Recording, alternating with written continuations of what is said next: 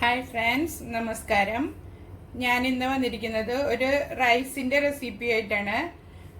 ബിരിഞ്ചി എന്നാണ് അതിൻ്റെ പേര്. ഞങ്ങളുടെ നാട്ടിൽ അങ്ങനെയാണ് പറയുക. ചില സ്ഥലങ്ങളിലൊക്കെ തേങ്ങാച്ചോറെന്നും പറയാറുണ്ട്.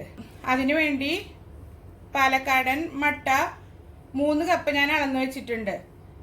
ഇത് നമുക്ക് കഴുകിയിട്ട് നിറയെ വെള്ളം ഒഴിച്ച് കുതിരാനായിട്ട് ആദ്യം തന്നെ മാറ്റി വയ്ക്കാം. നന്നായി കഴുകി വൃത്തിയാക്കി വെള്ളം ഒഴിച്ച് വെച്ചിട്ടുണ്ട് ഞാൻ. ഇതൊരു അരമണിക്കൂർ നമുക്ക് മാറ്റി വയ്ക്കാം. റൈസ് കുതിരാൻ വെച്ച സമയം കൊണ്ട് നമുക്ക് മറ്റുള്ള ചേരുവകളൊക്കെ റെഡിയാക്കി എടുക്കാം. അതിനുവേണ്ടി ഒരു വലിയ പാൻ അടുപ്പത്ത് വെച്ച് ചൂടാക്കാൻ വെക്കുക. നന്നായി ചൂടായി വരുമ്പോൾ അതിലേക്ക് ഒരു 4 ടേബിൾ സ്പൂണ് വെളിച്ചെണ്ണ ഒഴിച്ചു കൊടുക്കാം. ഈ റൈസ് നമ്മൾ തയ്യാറാക്കുന്നത് വെളിച്ചെണ്ണയിലാണ്.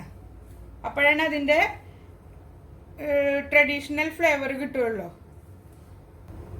പാൻ നന്നായി ചൂടായി വന്നിട്ടുണ്ട്. അതിലേക്ക് വെളിച്ചെണ്ണ ഒഴിച്ചു കൊടുക്കാം. ഒരു 4-5 ടേബിൾ സ്പൂൺ വെളിച്ചെണ്ണ. അതിലേക്കൊരു 3/4 ടേബിൾ സ്പൂൺ പെരിഞ്ജീരകം ഇട്ട് കൊടുക്കാം. ഇതൊന്ന് മൂപ്പിച്ചെടുക്കാം. ഈ റൈസ് നമ്മൾ തയ്യാറാക്കുന്നത് ചെറിയ ഉള്ളിയിലാണ്. പെരിഞ്ജീരകം മൂത്ത് വന്നിട്ടുണ്ട്. അതിലേക്ക് 1.5 കപ്പ് ചെറിയ ഉള്ളി അരിഞ്ഞത് ഇട്ട് കൊടുക്കാം.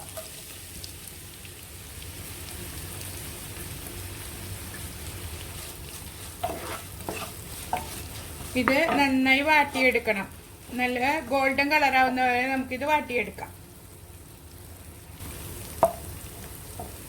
ഉള്ളി മൂത്ത് വന്നിട്ടുണ്ട്. അതിലേക്ക് തേങ്ങ ചേർത്ത് കൊടുക്കാം. 1.5 കപ്പ് തേങ്ങയാണ് ഞാൻ എടുത്തിരിക്കുന്നത്. 3 കപ്പ് അരിക്ക് 1.5 കപ്പ് തേങ്ങ.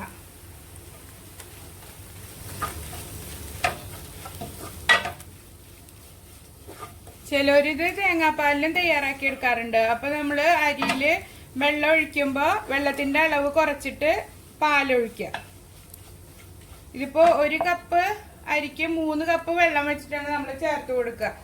അപ്പോൾ 3 കപ്പ് അരി എടുക്കുമ്പോൾ 9 കപ്പ് വെള്ളം. അപ്പം അതിൽ 2 കപ്പ് പാല് ചേർത്തിട്ട് ഒഴിച്ചു കൊടുത്താൽ മതി. ഞാനിവിടെ ഇങ്ങനെ ഉണ്ടാക്കാറ്, തേങ്ങാപ്പാൽ ഒഴിക്കാറില്ല. തേങ്ങ ഇതിലിട്ടിട്ടൊന്ന് ചൂടാക്കിയെടുക്കുക. ചൂടായി വരുമ്പോൾ 1 ടീസ്പൂൺ മഞ്ഞൾപ്പൊടി ഇട്ട് കൊടുക്കുക.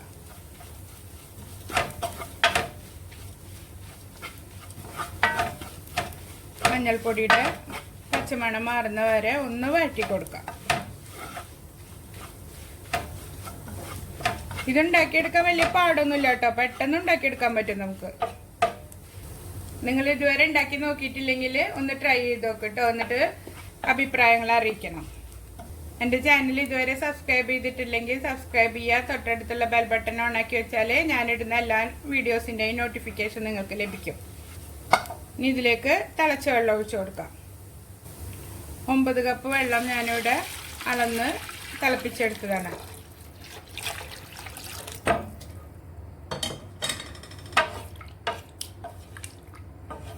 ഇതിന് പാകത്തിന് ഉപ്പ് ചേർത്ത് കൊടുക്കാം.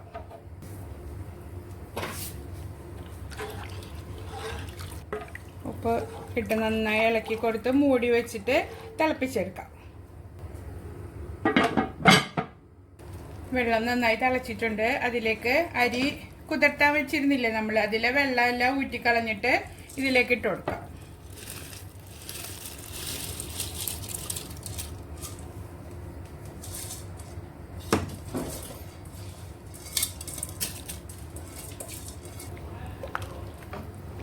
ഇളക്കി കൊടുത്ത് മൂടി വെച്ച് ചെറിയ തീയിലിട്ടിട്ട് വേവിച്ചെടുക്കാം. റൈസിൽ ഒരുവിധം വെള്ളമെല്ലാം വറ്റി വന്നിട്ടുണ്ട്.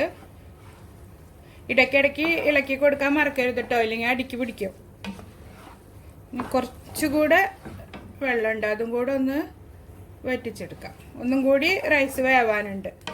ഇനി അഥവാ വെന്തിട്ടില്ല, വെള്ളം കുറവ് തോന്നുകയാണെങ്കിൽ 1 കപ്പ് ചൂടുവെള്ളം ഒഴിച്ചു കൊടുത്താൽ മതി. ചില അരി നല്ല വേവുള്ള അരി ഉണ്ടാവുമല്ലോ പാലക്കാടൻ മട്ടയിൽ തന്നെ.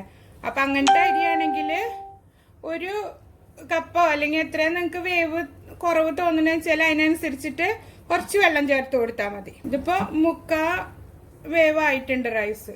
ഇതൊന്നും കൂടി ഞാൻ മൂടി വെച്ച് വേവിച്ചെടുക്കട്ടെ കേട്ടോ. റൈസ് വെള്ളമെല്ലാം വറ്റി നല്ല പാകത്തിന് വെന്തിട്ടുണ്ട്. ഇനി ഇത് മൂടി വെച്ചിട്ട് തീ ഓഫ് ചെയ്ത് കൊടുക്കാം നമുക്ക്. ഇനി ഒരു 10 മിനിറ്റ് കഴിഞ്ഞിട്ട് സെർവിങ് ഡിഷിലേക്ക് മാറ്റാം. ബിരിഞ്ചി റെഡി ആയിട്ടുണ്ട്. ഞാൻ സെർവിങ് ട്രേയിലേക്ക് മാറ്റിയിട്ടുണ്ട്. ഇതിന്റെ കൂടെ നമുക്ക് ഏത് കറിയുടെ കൂടെയും ഇത് സെർവ് ചെയ്യാവുന്നതാണ്. ഞാനിപ്പോൾ മട്ടൻ കറിയുടെ കൂടെയാണ് സെർവ് ചെയ്യുന്നത്. ചിക്കൻ, ബീഫ് എല്ലാം ഇതിന് നല്ല കോമ്പിനേഷനാണ്. എല്ലാവരും ട്രൈ ചെയ്ത് നോക്കണം. ഇഷ്ടമായ സബ്സ്ക്രൈബ് ചെയ്യണം, ലൈക്ക് ചെയ്യണം, ഷെയർ ചെയ്യണം. Thank you for watching.